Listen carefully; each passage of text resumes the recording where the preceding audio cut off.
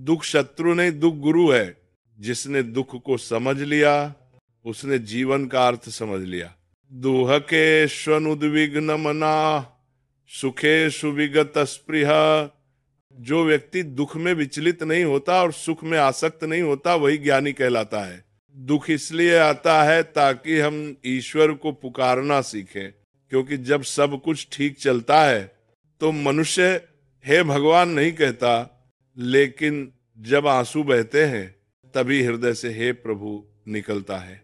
जिस प्रकार रात्रि के बिना प्रभात का आनंद नहीं, वैसे ही दुख के बिना भक्ति का अनुभव नहीं।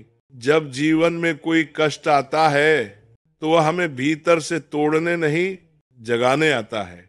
यदा यदा ही धर्मस्य ग्लानिर्भवति भारत। हर बार जब अधर्म बढ़ता है मैं स्वयं प्रकट होता हूँ। ईश्वर बाहर नहीं उतरते, वह हमारे दुख के रूप में उतरते हैं, हमें चेताने, सुधारने और दिशा दिखाने के लिए।